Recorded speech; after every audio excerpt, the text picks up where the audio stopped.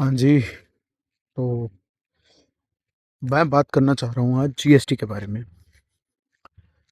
GST goods and services tax जो कि India में 2017 1 जुलाई को लग गया था। अब 17 18 18 19 19 20 20 21 21 22 22 23 23 24 24 25 8 साल पहले इनिशियली चीज़ें समझ नहीं आ रही थी। अब कुछ डेप्थ में धीरे धीरे समझ आ रही है, बट अभी भी क्लैरिटी बहुत ज़्यादा लोगों के पास नहीं है।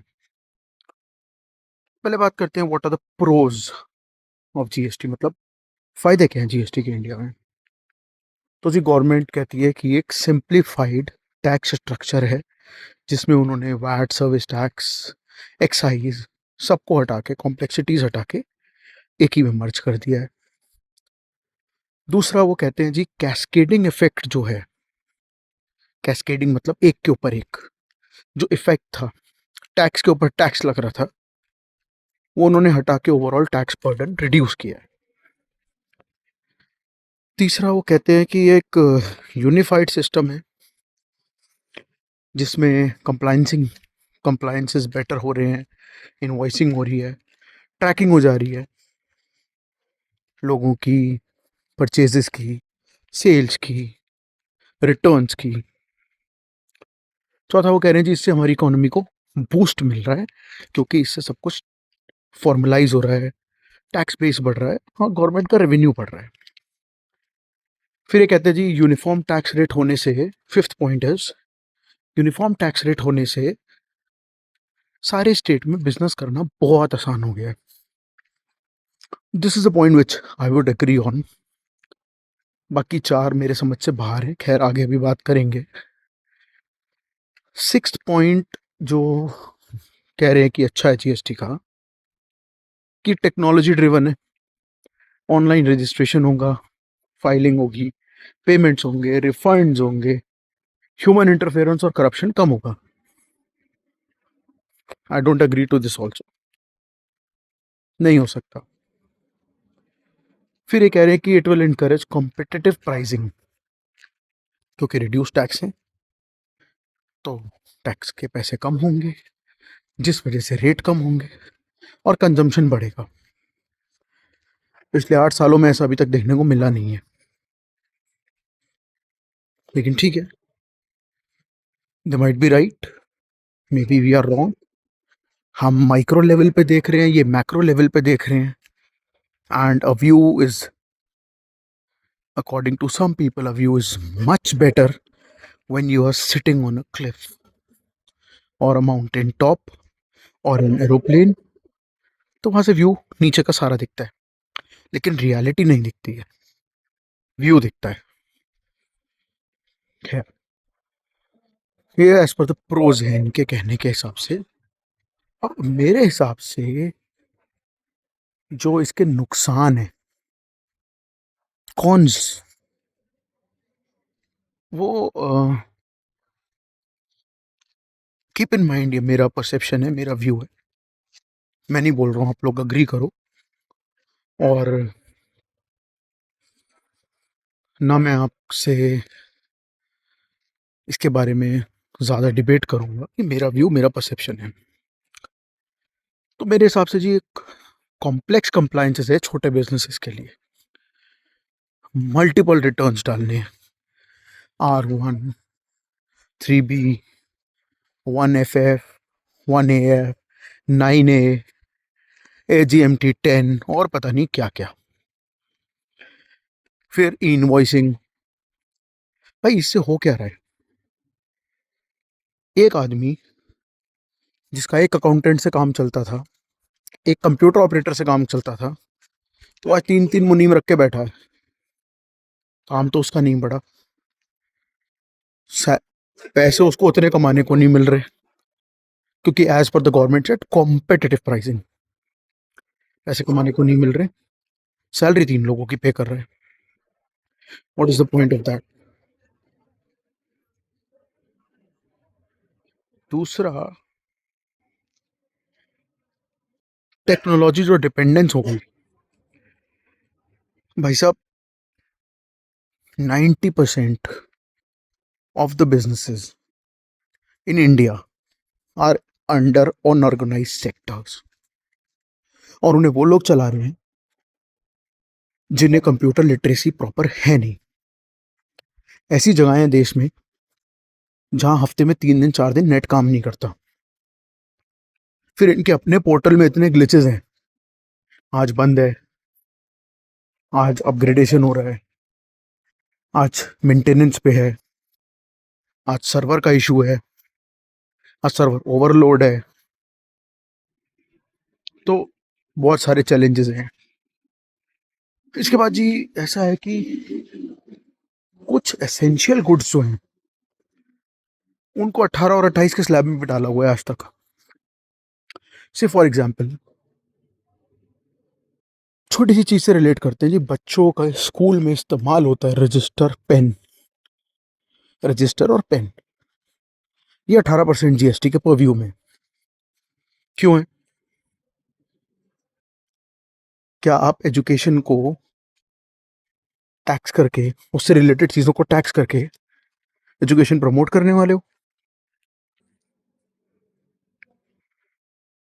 एक नोटबुक पेपर से बनी 12% जीएसटी, एक रजिस्टर पेपर से बना 18% जीएसटी। ऐसा क्यों है? खैर, इसका जवाब तो गवर्नमेंट दे सकती है या उनके पॉलिसी मेकर्स दे सकते हैं। इसके बाद का पॉइंट जो है मेरे पास वो ये है इसमें कि इतना अमेंडमेंट है इनके एक्ट में, ऑन गोइंग अमेंडमेंट है। वो लगातार कंफ्यूज कर रहा है बिजनेसेस को भी, कंसल्टेंट्स को भी, और खुद इन्हें खुद भी नहीं पता क्या कहना है। एक तरफ कुछ कह रहे हैं, 4 दिन में नया में आ जा रहा है अमेंडमेंट, फिर वो चीज़ बदल जा रही है। तो ऐसे में कंसल्टेंट क्या करें, बिजनेसेस क्या करें, ये खुद क्या करें? ये आज की माने या 4 दिन पुरानी माने? अब केस अगर आज लगा है किसी का, आज केस लगा, जिस दिन केस की हियरिंग है उस दिन कोई नया अमेंडमेंट आ गया, तो हियरिंग वाले दिन का अमेंडमेंट माना जाएगा या आज लगे केस का अमेंडमेंट माना जाएगा? टेक्निकल फैक्टर्स है जी बहुत सारे, रूल चेंज है फ्रीक्वेंटली। उसके बाद एक्सक्लूजन है बहुत सारे की सेक्टर्स का। जो की सेक्टर्स हैं जहां से इन्हें मेजर जीएसटी कलेक्शन हो सकता था, इन्होंने सब एक्सक्लूड कर रखे हैं। पेट्रोल, डीजल, अल्कोहल, ये सब जीएसटी के बाहर है। क्यों है? इन्हें पता होगा। भाई जब जीएसटी कलेक्ट हो रहा है तो स्टेट के पास भी आ रहा है, सेंटर के पास भी आ रहा है। ऐसा तो है नहीं कि वो एक ही के पास जा रहा है। तो जब सीजीएसटी एसजीएसटी दोनों में बाइफर्केशन होना है, why are these things outside the purview and outside the fragmentation of GST? फिर ये वाला जो एक पॉइंट है इसके बाद का, वो समवेयर रिलेट करेंगे उससे शायद एक्सपोर्टर्स मेजरली। इतना डिले है रिफंड में कि रिफंड प्रोसेस ही नहीं होते हैं, रिफंड आता नहीं है। 6 6 महीने, 8 8 महीने रिफंड का आता पता नहीं है। पूरा का पूरा कैश फ्लो हैम्पर कर रखा है, और उसके बाद जमा करते रहो, जमा करते रहो, जमा करते रहो।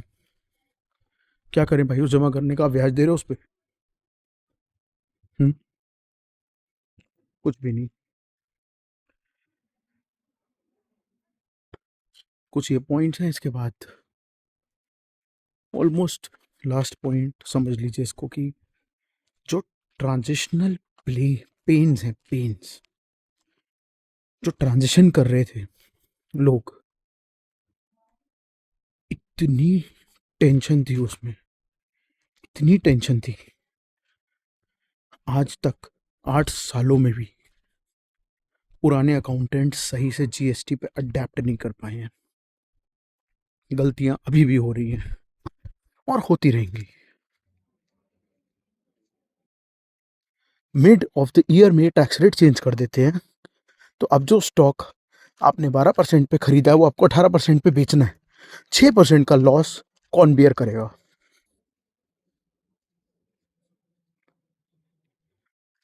गवर्नमेंट नीड्स देयर टैक्सेस, तो बेयर कौन करेगा? और ये जो ट्रांसपेरेंसी की बात है, करप्शन कम होने की बात है, ऑल ऑन पेपर्स, कुछ ट्रांसपेरेंट नहीं है, कहीं करप्शन कम नहीं है, उल्टा बढ़ गया है। I am not saying GST is bad, what I am trying to say is कि formulation is not properly done, implementation is not properly done. मुझे प्रॉब्लम नहीं है सरकार की पॉलिसीज से, मुझे प्रॉब्लम है इनके काम करने के तरीके से, मुझे प्रॉब्लम है इस बात से जिस नज़र से ये इंडिया के 90% बिजनेस ओनर्स को देखते हैं। ये कहते हैं जी बिजनेसमैन चोर है, ये स्टेटमेंट था, और बहुत सारे ऑफिसर्स आज भी इस स्टेटमेंट को बोलते हैं कि बिजनेसमैन तो चोर है। बिल्कुल सही बात है साहब, बिजनेसमैन चोर है, आपकी सैलरी वही कमा के दे रहा है। और बिजनेसमैन इतना बड़ा चोर है कि GST revenue collection all time high पे चल रहा है। बिजनेसमैन इतना बड़ा चोर है कि वो इतने खर्चे उठा रहा है, जीएसटी भर रहा है, इनकम टैक्स भर रहा है,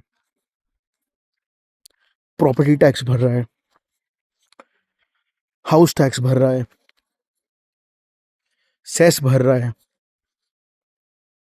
इलेक्ट्रिसिटी पे भी जीएसटी भर रहा है, और पता नहीं क्या क्या भर रहा है। मैं अगर पूरे को खोलने में आ जाऊंगा तो बिजनेसमैन सबको पता चल जाएगा जी कितना बड़ा चोर है, क्योंकि चोरी तो जमा करते हैं पैसे दूसरों के लिए, और बिजनेसमैन कर रहे हैं। कोई कमाएगा तो पेट में दर्द सबको होगा, काम करना नहीं है किसी ने, दर्द ये होगा कि मैं क्यों कमा रहा हूँ, उन्हें ये दर्द नहीं है कि वो काम क्यों नहीं कर रहे, उनका दर्द ये है कि दूसरा क्यों कमा रहा है। एनीवेज, आगे का डिस्कशन कल करते हैं, आज सोचिए इस पे, see if you can think of something जो मैंने मिस आउट किया है, जो मुझे करेक्ट करने की नीड है, मैं उसको करेक्ट करूंगा। Thank you.